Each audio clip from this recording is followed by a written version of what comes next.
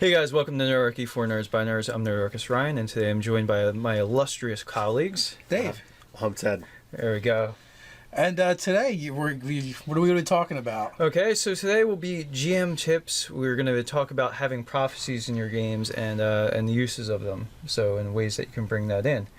And who can use them in your game? Anybody. Anybody? Anybody. So, like, you're having a game, guys are rocking out hard, throwing some dice, telling some story. Some dude comes walking by, goblins attack at dawn, right? He can throw it in there. Or Red Fox walks at midnight, something like that. Nice. Yeah. So, like if you're playing a character that's thematic, that they would, like, say you're playing a diviner, like, so in Lloyd's game, so the Jarl GM, who is a Jarl DM, I believe, he's another RPG YouTuber, and I'm playing a sort of Viking themed game, and I'm playing a seer character, so he's a wizard diviner. And, like, sometimes I'll just bounce prophecies off of him. And at some point, he's going to, like, as GM, take that up. And, I've discussed with him beforehand and take it up and bring it into the game. But also, as the person running the game, you can always sprinkle those in to tantalize your players and sort of nudge them in a different way on the plot arc. So I imagine there's a couple of different characters right off the top of my head that could do this. I mean, you could do the divine art path where you're the cleric with the knowledge domain. I think, you could definitely do like a seer diviner type character that way. Or obviously wizard diviner. I don't know. Warlock, I could see the Warlock getting visions, especially like the sort of Great Old One pact. Like that makes a lot of sense. You get. I can see it, but I don't know if the mechanics support it off the top of my head. Well, it's more of an RP thing than there's a couple of different angles you can look at it. You can look at it from totally an RP perspective, where it could be touched with anyone, or it could totally be a thematic thing based on what kind of powers or character build you actually have. I personally, I like to use, or I have used prophecy in games in the past, but I'm always leery about using them, because when you put forth a prophecy, if you make it too centralized or too important and the players don't bite onto it, it kind of mucks with the material you already have written or, prepared in that vein. Well, there's two different ways to do it, though. Like, there's prophecy from the player standpoint and prophecy from the DM standpoint. Right. Obviously, from the player standpoint, you need to get permission from your GM first to be able to throw that out. Because if you throw that thing into the game and it never comes to pass, it's like you never said it, because it's not going to happen. Although in a long enough time frame, all prophecies come true. I mean, really. Or the ham sandwich will fall off the wall. Ha! It happened 15 years later. So, yeah. I'm still waiting for that one. Yeah, there you go. The ham sandwich on the wall. Yeah, construction workers, like, building a wall somewhere, and he's having his lunch, and his lunchbox falls off, and there you go. Nice. Yeah. So, using it as the GM, like, what tips would you give? Like, for me personally, I don't think you should try and do outcomes. Like, the prophecy shouldn't be an outcome. Prophecies are always vague. Like, and that's the power of them. Like, look at Nostradamus or any other historical sort of instances of a prophecy. They're always super vague. So, like, there's about a dozen things throughout the course of history. You're like, oh, that was that thing. Yeah. It has to be vague and should be full of symbolism. Stay away from absolutes and being specific, because you're setting yourself up for either you have to cram something down someone's throat, or it's just not going to. It's going to be really hard, much harder to work in. The other thing, using the vague, you want to make sure that the prophecy can be interpreted in multiple ways, so that if you're using it and the players wind up going a little left of center, that you can still technically use it, or if you're a player throwing it out there, that you're being vague enough that the GM can say, okay, I think I can use it this way, whereas the player might have been thinking it complete other direction. So that's the way I like it. Yeah, I mean, like, you could say the chimera will descend, I don't know, figure out some other, like, location type of thing. But, like, a chimera could be, like, any sort of monstrosity or something like that. Or maybe it's actually a construct, that has, like, multiple parts or whatever. You just have this attack that happens with this thing that has, like, multiple pieces, like, different... a composite of different animals or whatever. Like, it doesn't have to literally be the chimera from the monster manual. Are you sure? Pretty sure. You had an interesting idea about using prophecy in a game that you're in. Yeah. Well, so I mean, with like the sort of the RPG entertainment sort of stuff, where like you almost make it so that it could be like. You're figuring an audience is going to check this thing out, to be watching whatever you're doing, and an idea like you could almost do a hook where like the seer character is going to reveal a prophecy at the start of every session, and so you almost make it kind of like formulaic. Is like a lot of TV is super formulaic, so you could have like that's always the opening sequence is like the prophecy is revealed, or even like I'd basically come up with that the character had some ideas of prophecies for the session I missed, like of well, that's what I was actually talking about. Having the visions of what the previous session was. I didn't actually have time to work that into the last session, but I mean, like, I had already come up with it. So it was just like an extra RP. So you dropped the ball. I did drop the ball. Curses. Yeah, we kind of rushed past that part. But I mean, like, for the session that I wasn't there, that I literally just watched on YouTube, I was like, oh, well, this is how my character would see it in his vision, and then that made sense. So it was like a recap done in prophecy. Yeah. So prophecies have several ways they can happen, and in several ways you can insert them into your game. You can through dreams, visions. It's like especially like the whole like sweat lodge type thing, or like the peyote induced. Yeah.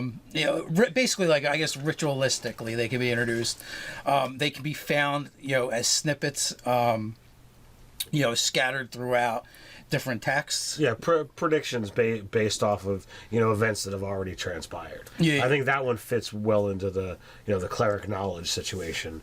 Someone who's always poring over books. Yeah. Or you could also like if if you're plundering tombs or runes, there could be writings on walls and stuff like that. There could be a prophecy. Eberron had a pretty good series that I don't think I finished reading it for whatever reason. I don't know if you ever get hung up waiting for the next book and then you forget to look for the next book. But they're dragon prophecies, and that was done really good. Where he would find snippets of the same prophecy in different places, right, and it would appear to the main character in the book.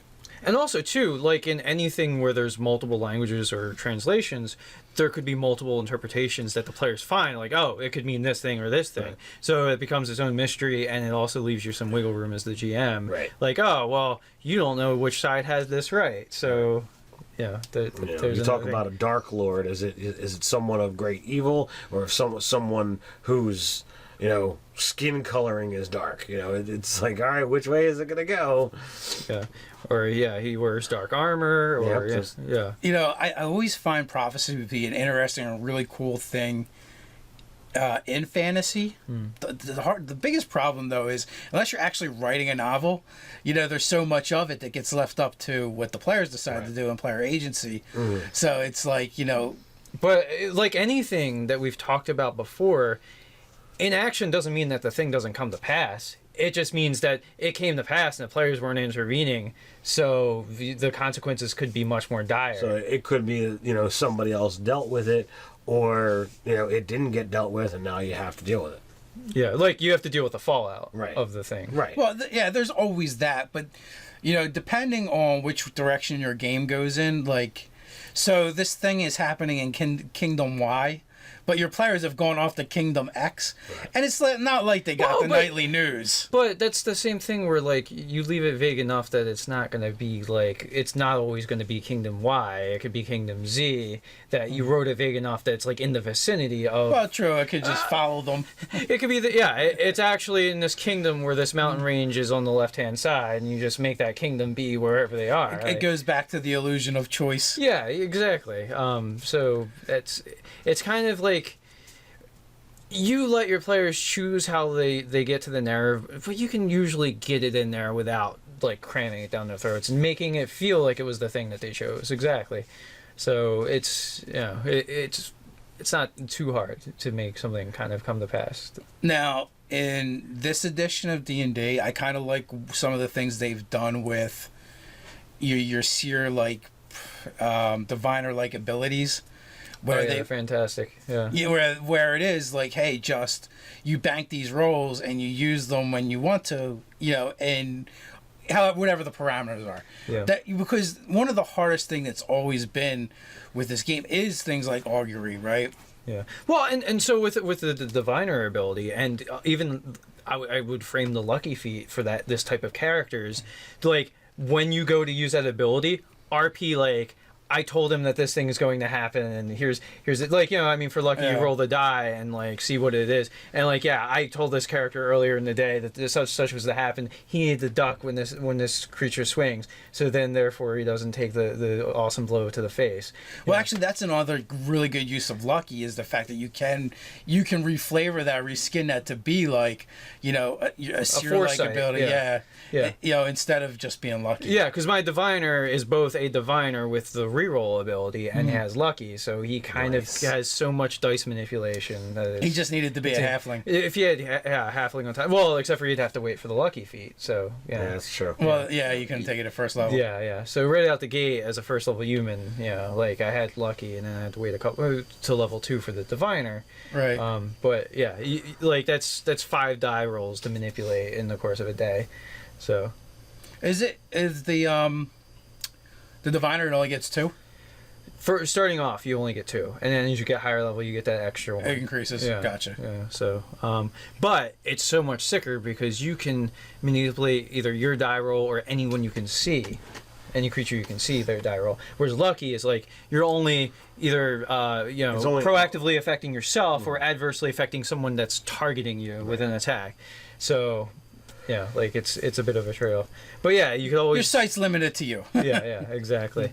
But yeah, it's an awesome way to just sort of like, it's not even retconning because you're filling in a detail that would not have like gone into the game. Like you don't role play your characters going to the bathroom and eating and drinking, like But so maybe you don't. Yeah, right. So you're not playing out like every single little moment that your characters have together. You don't role play every conversation they're going to have. So it makes sense that there's going to be these gaps in narratives in the story that even when you're reading a novel, sometimes they'll like flashback. Oh, this thing happened, and this is what was going on at the point in time. So there's no reason why that can't happen at your tabletop.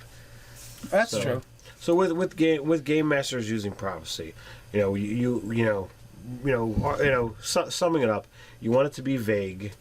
You want it to be able to have multiple options, possibly in multiple languages. Creating these different scenarios. Obfuscate. Yeah. You want to have it possibly being out there to kind of deal with the illusion of choice, or have it happen elsewhere if the players decide not to deal with it. What are other key points to make sure these guys are using it? Well, one is if you want to add this into your game as the player, and GM buy-in for that. Yeah, get the GM, and again, like work with your GM and find out some basic guidelines and the do's and don'ts and his opinion. Well, like and just don't be like, my character is going to get this +5 thing of awesome. Like don't like dip into like like you're trying to get like dip into the honeycomb here and have something amazing. Just like make it stuff that's like just interesting, and it turns into like a little bit of an improv game or whatever, or not even an improv, like just it's a mini game. It becomes a mini game within the game. It's a storytelling device that you can work out between you and your GM. Like you give him this little thing that he can bite off of, and then a few sessions later you get to see what he came up with, how that kind of comes true into prediction. And again, as the player, don't overuse it. Yeah, yeah. Don't overreach. Don't make it a burden on your GM to use. But it could be a nice little jumping off point as the GM to like, oh, I'm kind of stuck for what I'm gonna do, and the player's like, they could send you an email like, I'm thinking about putting this into the game. What do you think? So I mean, you could even pre-decide what that is before you come to the table, so you can kind of just say yay or nay, or like this is too specific in scope, or however you want to do it. You can kind of work it out together.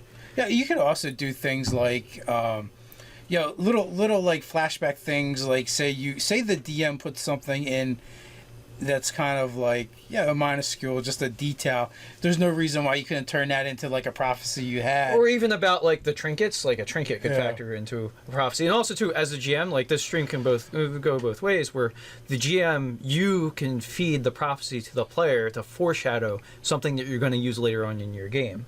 I've definitely done that with dreams and stuff like that. And I think a lot of DMs do. It's kind of cooler to give it to the player, and like then this way they can like take that little scripted segment and like make it their own, put their own spin on it. Oh, I see what you're saying. You basically, all right, so you write it out, hand it to them, and be like, here, this is what you see or imagine or whatever. Yeah. Do you want to role play this out? Do you want to share it with the rest of the players? Yeah. I mean, it's the best if the player is going to be in the mindset to RP it out.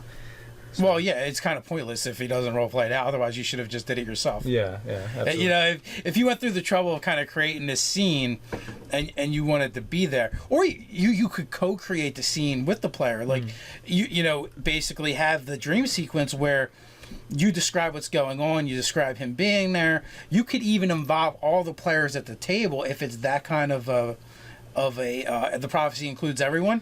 And have certain things put out, and then like it'd be a really cool opportunity for you as the DM to do something really cool to those players or something horrible, because it's like a mini dream sequence that's going to go away once he wakes up. Right. So you could totally co-op it. Right. Yeah.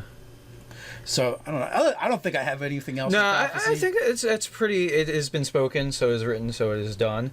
But if you guys have any cool prophecies that have come up in your games, like that are super memorable, definitely put them down below in the comments. He's gonna have some, I bet. Yeah. So you can put those down in the comments. So like you maybe give some other people some inspiration, an extra D20 to roll when they're at the table, if you will. So you guys can like, comment, or subscribe.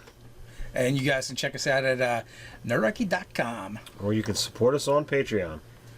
Till next time. Till next time. Stay nerdy. That was so off.